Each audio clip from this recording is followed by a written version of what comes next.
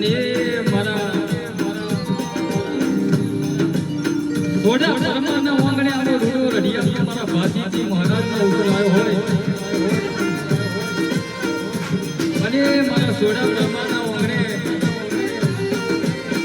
મારા ભાતીજી ઘોડિયા મહાકાળી હરસિદ્ધિ માટે ગાવ હોય ત્યારે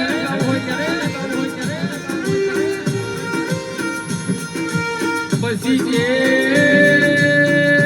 રાજા બનાયા રાજા કરીને ફેરવે તો મારો આગવેલનો ધણી ફેરવે